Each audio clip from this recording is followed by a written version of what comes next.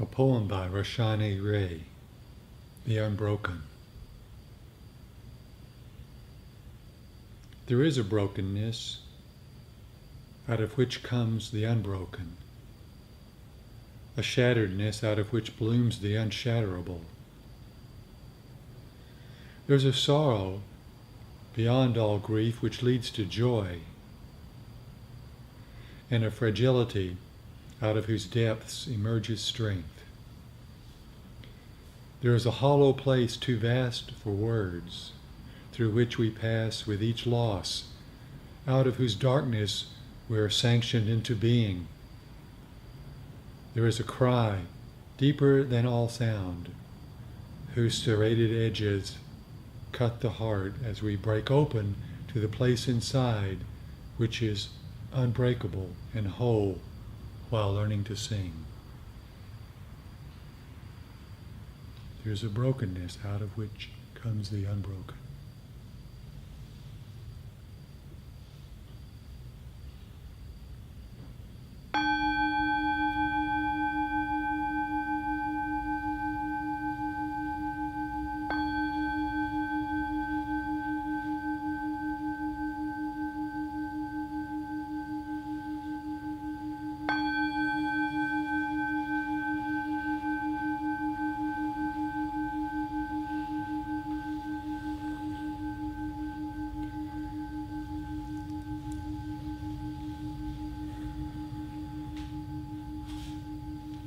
Sorry about the hot water tonight. I was supposed to pour the hot water from the hot water pot into the little other pot, and I forgot to do it, so. Probably ran out. Is he ready to start? Okay. Thank you.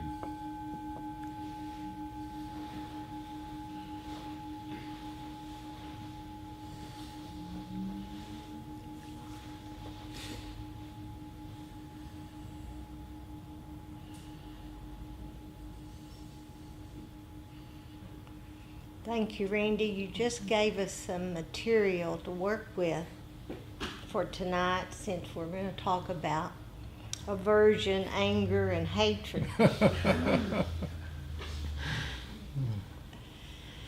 And so we continue to talk about something really, really important that is to be known while we practice. And those are the 5 hindrances, or 5 energies. And again, within my own practice, it's drawn a renewed interest. And it's interesting what I'm seeing, what I'm noticing. But as you remember, the 5 energies, they're not enemies. They are natural as any energy that we have.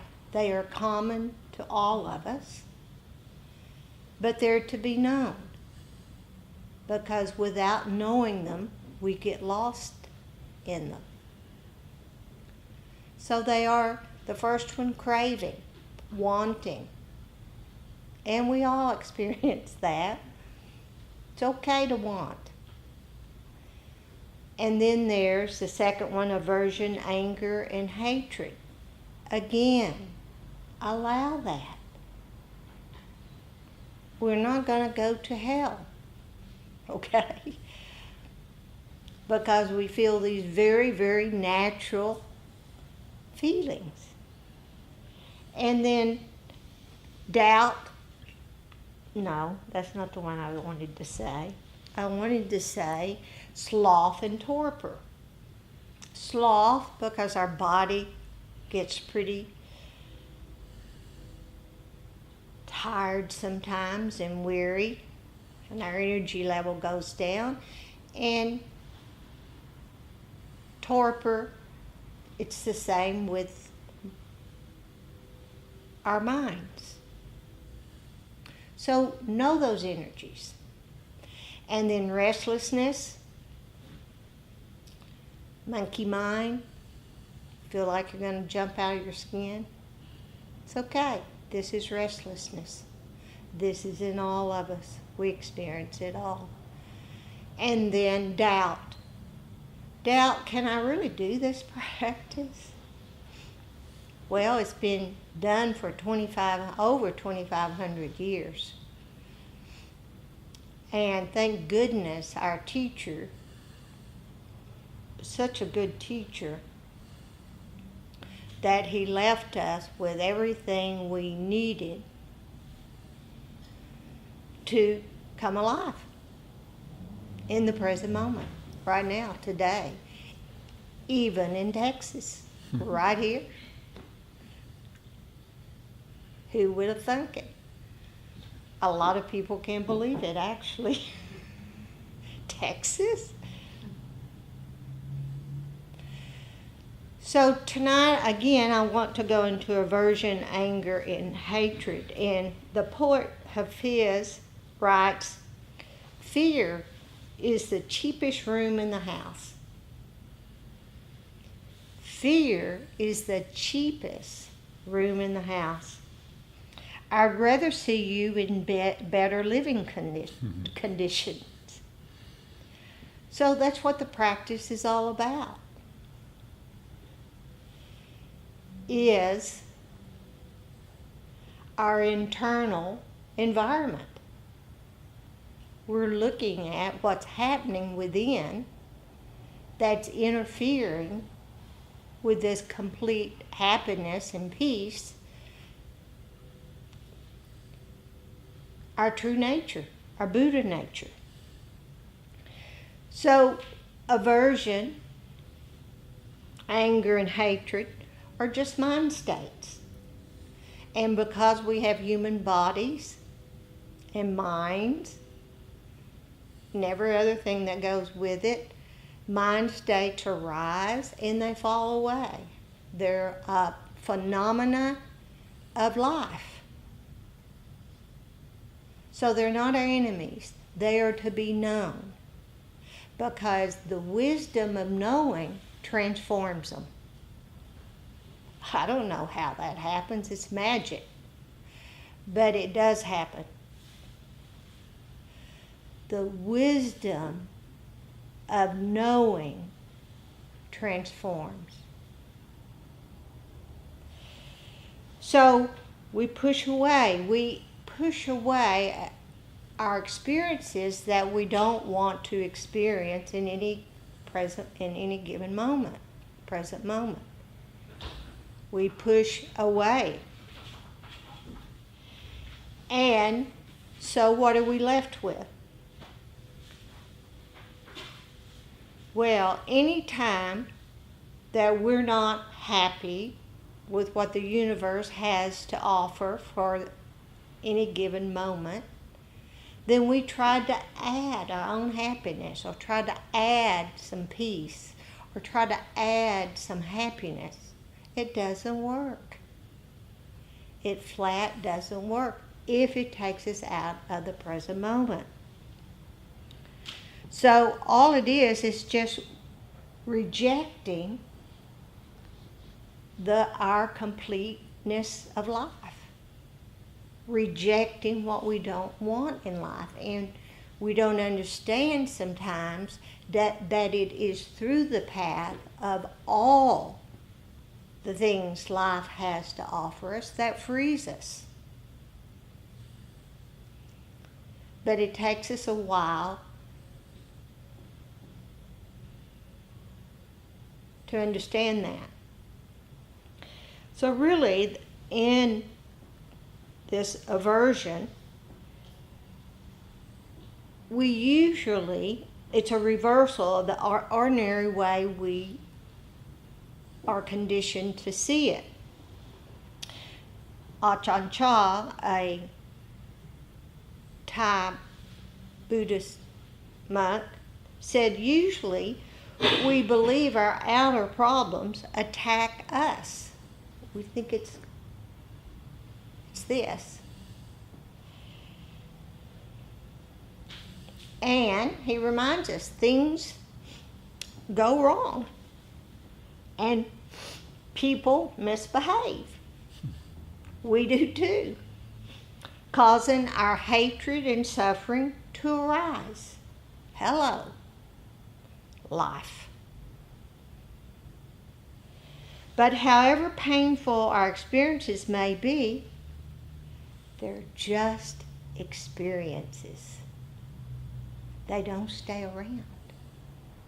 And so once we learn their true nature, they're not near as sticky and we don't identify with them. And then freedom arises quite naturally. Oh yeah, well, yeah. Randy forgot to. Not very mindful, is he?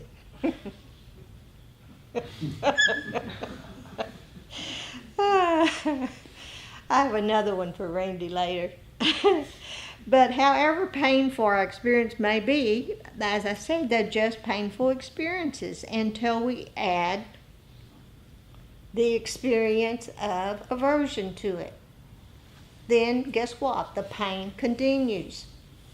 There's more pain and more pain, more suffering.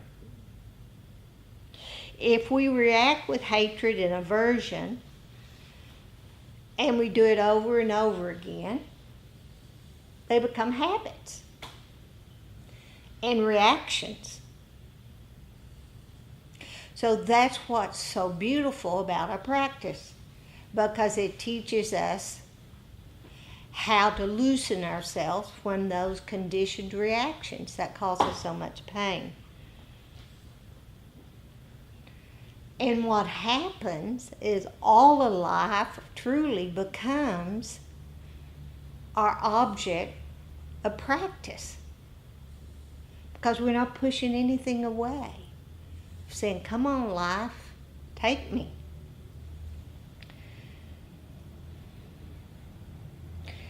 And the aversion and the hatred doesn't protect us. Wouldn't it be wonderful if we understood this in our country right now, deeply? Hatred does not protect us.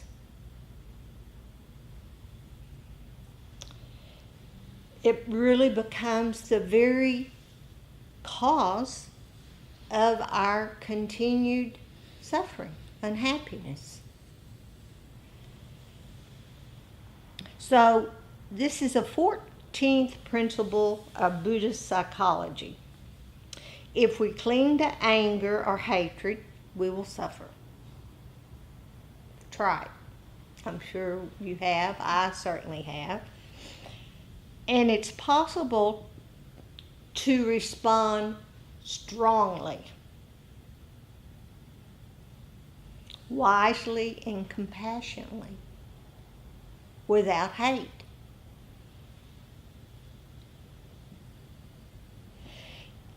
The Buddha says, engaged with hate, with mind ensnared, humans aim at their own ruin and at the ruin of others. Don't you wish a lot of people could hear this? So how do we break this tragic legacy? In our own lives. And Jack says this, and in every blood-soaked corner of the globe. Whew, that's strong. So they're universal energies, these hindrances, that cause a lot of suffering in the world. So you wonder sometimes, because I've heard this from teacher after teacher after teacher, say, the only real work there is to do is on yourself. Why is that so difficult to understand? Because what are we putting out in the world? What do we put out in the world? So, he says their source must be traced in the depths of the human heart. Who would have thunk it? The human heart. Who would have thought that the heart was the path? And then what happens quite naturally is that with compassion and courage and dedicated effort, we can meet all these forces within us. And guess what happens when we meet them? They're transformed. Now we know the way the practice works, if we set up goals to transform, it's not going to happen. It's a very natural phenomenon that comes with ease and no kind of push. But the fact that aggression, anger, and aversion are built into our universal heritage, it's only the starting point in Buddhist psychology. So what's the medicine? Well, first, as you guess, you've heard me say, Randy, 1,000,000 times, along with other people, know it. Become aware of it. Sounds so simple, but not so easy. We begin to experience these energies, hindrances, directly, experientially. And the reason they're so important in our practice is they're very strong energies. We are very conditioned to identify with them. And so when we're sitting in formal meditation and our minds are still and body still and we are awake, when they come strong and will overwhelm. So that's one of the Buddha wants us to know about it. Don't let these energies run you away from the most important thing in your life, which is learning to wake up. So we try to become intimate with our frustration and anger and blame.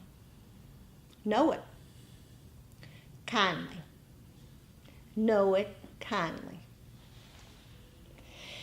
And second, we learn the difference between reaction and response, because we start noticing. We notice the difference between reaction and response. Here's a story. When we're in a hurry and the toast burns, we can react by fuming or hit the counter. Did you burn your toast this morning, Randy? Yep, you bet. I just think that's so funny that just happened this morning. Or we can feel our frustrations, take it to our body, feel it, oh, hello, frustration, and do as Randy did, put in another piece of bread. Oh, I didn't eat the burnt toast. Oh, you did? Yeah. Well, that's an option. That is an option. So it's this that comes up in all of us when someone cuts us off in traffic. Whew, boy, it does me. Teach them a lesson. You know, who do they think they are? Cutting me off in traffic. Trying to get back at them in some way. Where's the happiness and the relief comes in? Breathe and let it go. Feel it completely. Yeah, it's going to piss us off, and that's okay. Hello. We just don't have to reinforce pain that is just given to us. Because the Buddha's already said, life's full of suffering. Now, the sooner that we know that, the more we're going to know about the true nature of what it's like to be a full human being with all of it. So we don't have to add our pain to our reactions or pain to anything that happens to us that is out of our control. Just part of life. And the Buddha calls it the second arrow. The first arrow, life will bring you pain, suffering. Second arrow is optional. What is your relationship to your pain? What is your relationship to aversion? And right there will enable more suffering or more release of letting be.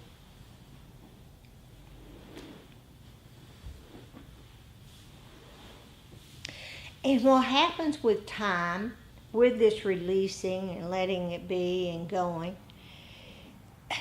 we become quite relaxed. It's just not a big a deal as it used to be. It's just not. In fact, sometimes it's like, oh, I burned the toast. Ha ha, Anita, I burned the toast. You hear? You hear me? It just loses its intensity. But this comes from Jack Kornfield. Does this mean that we cannot respond strongly? No. Sometimes we need to get up. We need to shout out the truth. We need to march. We need to protest. Do whatever is necessary to protect our lives and the life of others.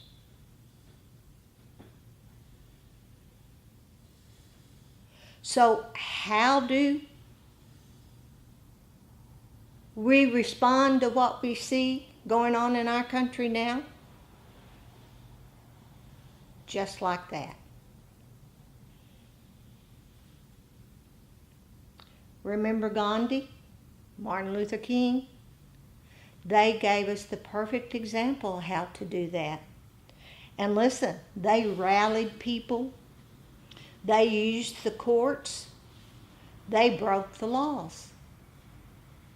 They negotiated. They moved forward. They moved backward.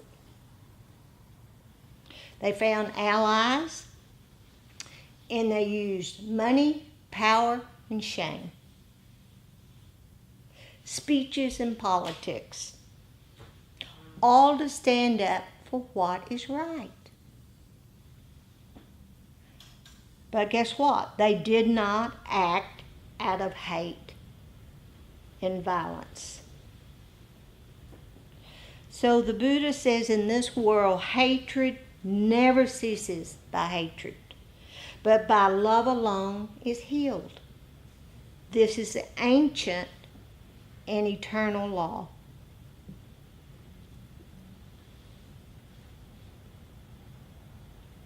I'm ready to protest right now. Oh, I have protest. But that's inspiring when I do protest and do all those things, and when one of my first teachers, Jack Kornfield, says, yeah, go for it. But remember how to do it. Okay? That was Randy? nice. No, let's open up for questions or comments.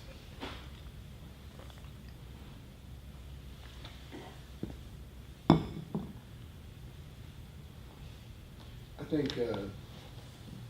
think anger and aversion, hatred, whichever synonym you like, it's got a kind of a dangerous place in my life. I think I go unconscious and it shows. So it's been a lot of the work that I've done, and it's actually almost funny, but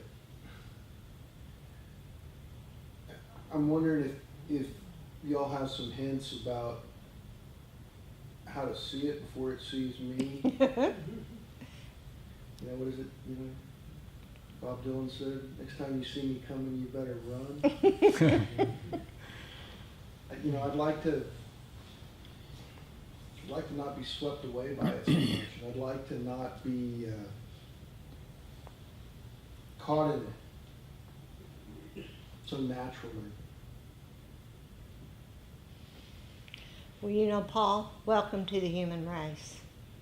Because if we were all honest and open, just like you were, we could all say the very same thing.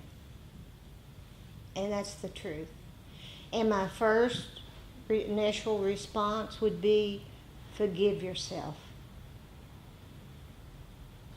Forgive yourself. And Jack Cornfield, he has a wonderful meditation on forgiveness.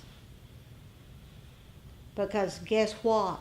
We all have a life full of regrets or things we're not really happy that we did or said. And just like Irene and I were talking earlier, it's like we are perfectly imperfect. But the reason you don't know all about ours and you know yours is we hide from each other. We keep those secrets about ourselves because we're not proud of them. But we're human beings. And we are to be forgiven. So,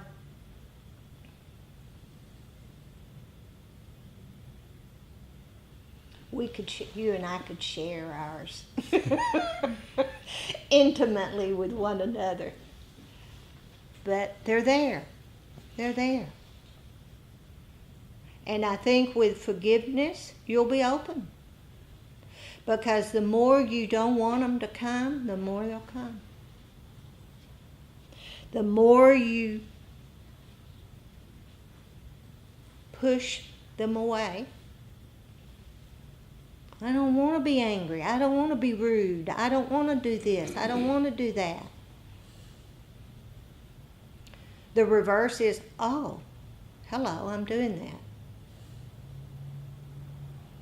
The relationship shifts. Randy, anything you want to say? I'd just say, yeah, skillful means is usually we don't maybe not notice the aversion until it's already pretty full blown. But if we can just recognize it and really embody it and even name it, so I name it sometimes, just aversion. It really lessens the strength. It really does. It may not completely go away. But because oftentimes I think, oh, there's aversion or anger, that shouldn't be there. I shouldn't be angry or mad. And that is adding aversion to the aversion. And then the container just gets tighter and tighter, hotter and hotter, until maybe the lid pops off. But if we can catch it in the aversion stage and just really pay attention to it, aversion, then it lessens the power and the strength. I know that from my own experience. But if we ignore it, then it continues to get stronger and stronger. That's why oftentimes we use that acronym RAIN. Really is powerful. But the recognition of whatever it is that we're experiencing, in this case aversion or anger, being mad, and embodying it. What does it feel like? Because it really, we can notice a very unpleasant feeling in our bodies when it occurs. And that's helpful to me. So maybe it used to be useful. In acceptance, the acceptance of being fully human. Okay, yeah. Melanie? I'm wondering if you could say something about the relationship of grief to hatred and aversion. I'm asking this because to me, aversion and fear have always been twinned. But I was having a conversation with someone a few weeks ago who sort of offhandedly said, of course anger is always grief. And I thought, no it isn't. I mean, I thought that's not, I just assumed she was going to say fear. But then I started to think about it, and it did make some sense, but Mm-hmm. I just wanted to see what you thought about that. Maybe it's just semantics. I don't know from where I received this, and I don't even know if it's true, but I've hung out with this mind state because I have a lot of anger, is it's not our first response. And I've heard it can be a deep hurt.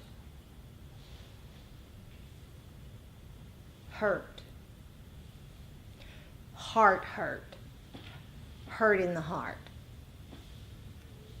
Now I don't know. But for me, but fear, absolutely. Fear is what we're just talking about.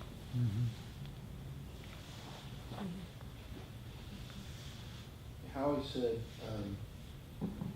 this last weekend, he said, grief is loss with aversion.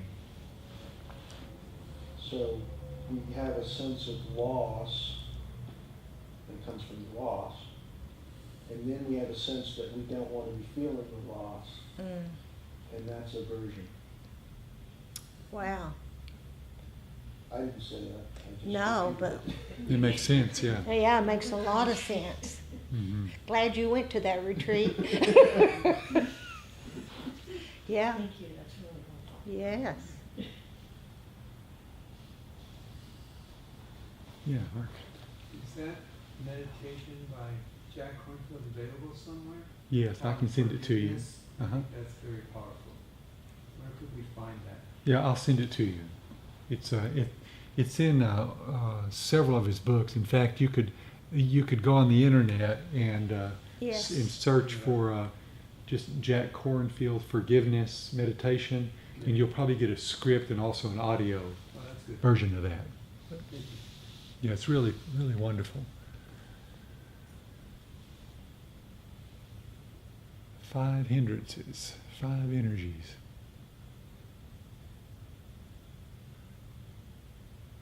And all their buddies. Sometimes it's possible for all the hindrances to occur at once. A lot of times. Call it multiple hindrance attack. Maybe you thought you couldn't be torporous and restless at the same time. Oh, yeah?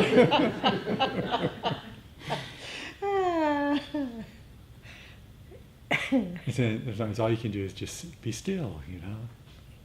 And like I say, I like to say, and sometimes in my own practice, when I sit in the day, add nothing to this moment. Add nothing. You can do it right now. Add nothing. There's no argument. And then anything that arises, don't interfere with it. And there's a place of stillness there in that place of allowing. But you have to relax. Relax, then observing clearly and allowing. Add nothing.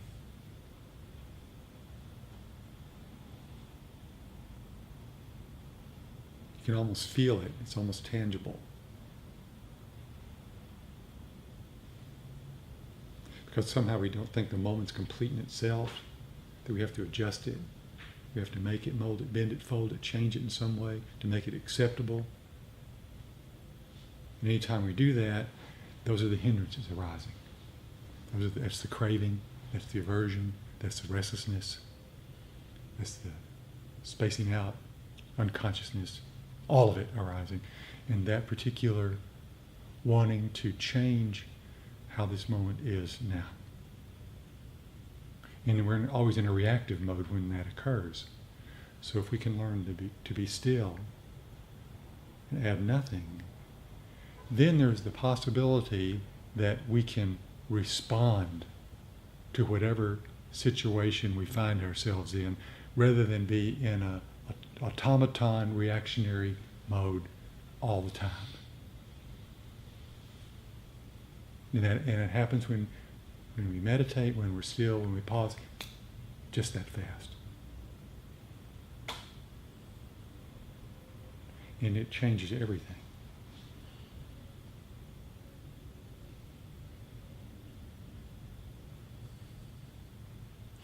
What's not enough about this moment? What's wrong with it? This is the only moment there is. There's not a next one. There's not a moment around the corner. It's not the next retreat. It's not the retreat that just passed. This is it. Hello, this is it. The perfect moment.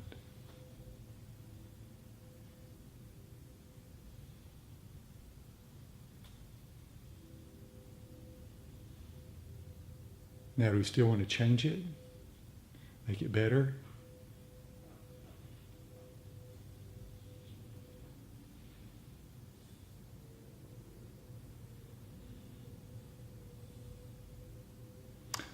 Or allow ourselves to open to it? And let go. And that's the difference really in meditating and other types of things we do, because we're always in this passion of trying to make something happen that's not already happening. In meditation, it's the opposite. It's letting go, releasing, letting go, letting go, letting go. This moment is like this, just this.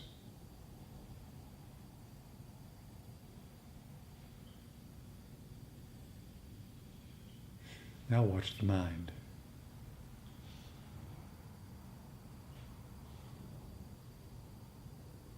And then when we want to change something, we can feel the hindrances arise. No, I don't want, no, yes, tomorrow, I need to go, wanting, we can feel it. Doubt, oh, that's stupid.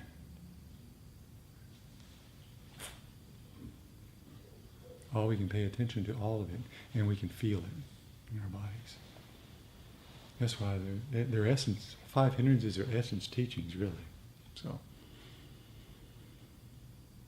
okay. So, time for maybe one more, if anybody has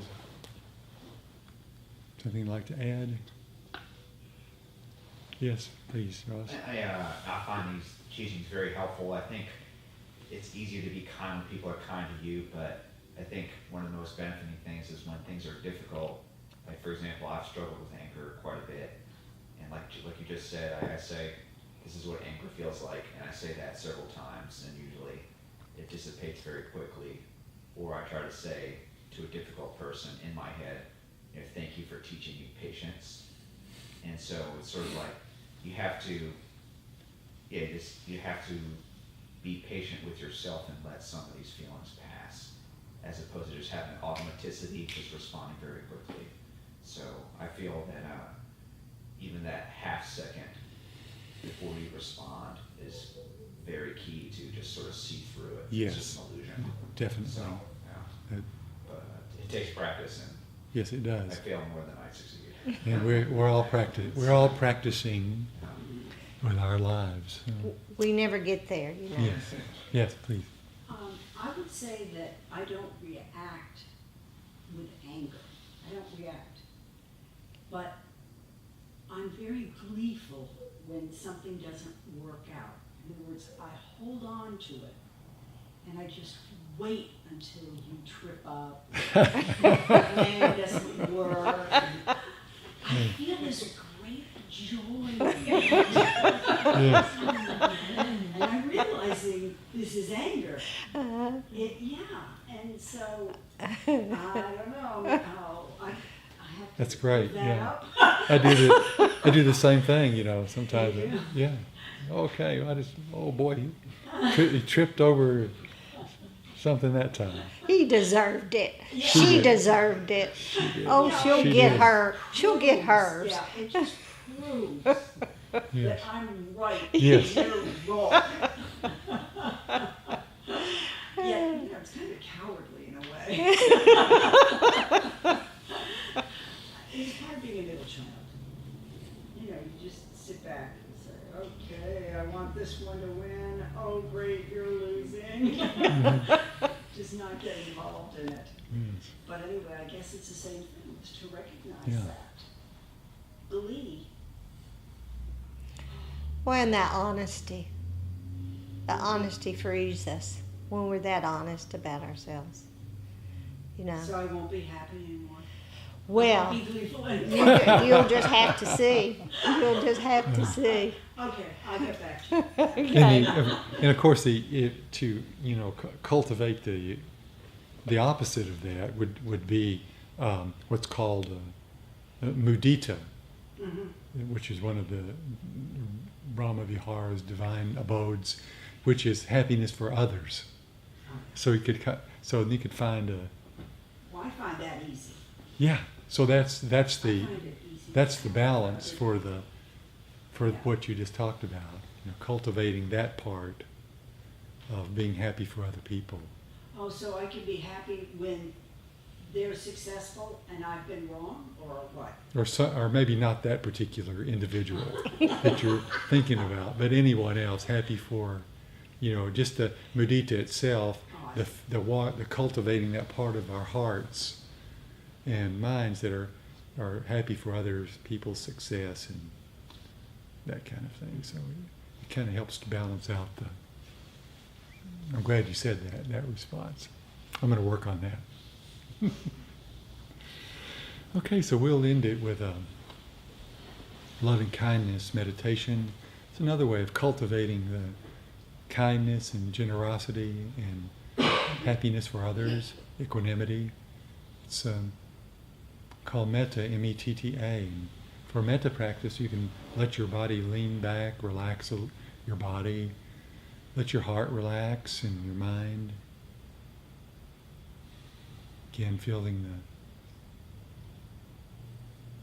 what it feels like to be here.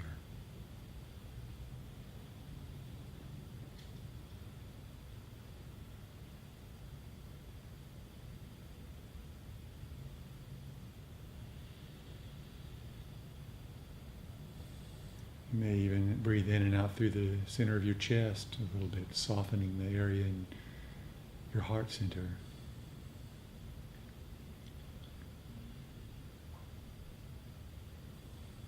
Staying soft and easy.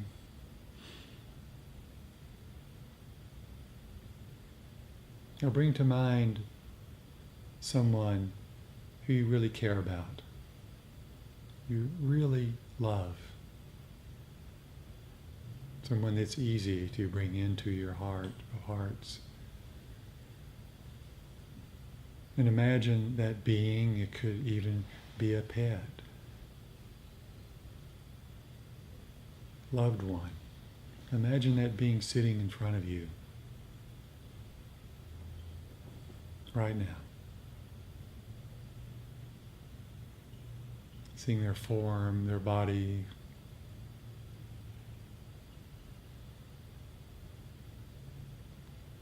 their life, all their joys, all their sorrows.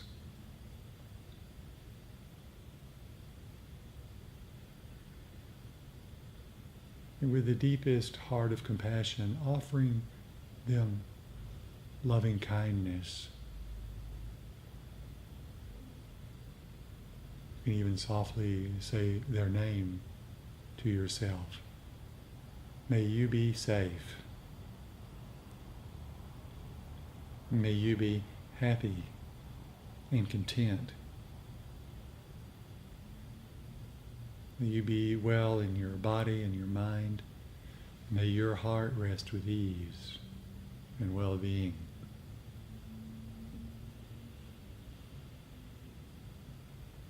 Feeling that person's love.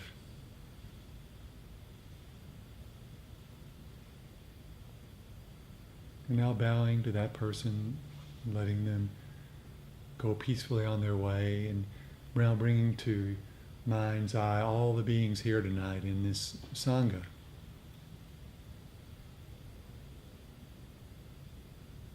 Wishing all beings here loving kindness, so that you're offering loving kindness and it's being offered for you to receive it as well. May you feel safe. May you feel happy and content. May you feel well in your body and your mind. May your heart rest with ease and well-being.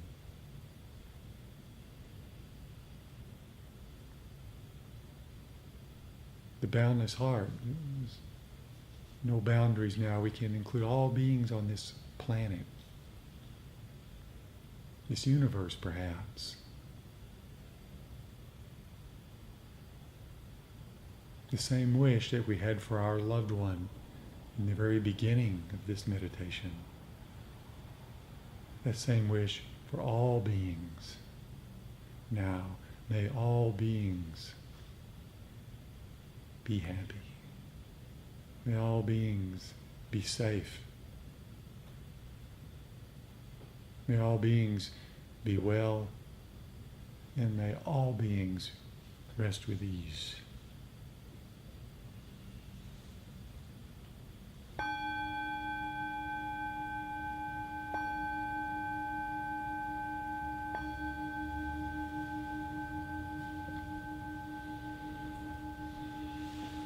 It's wonderful being here with you tonight. Thanks for coming, sharing the space.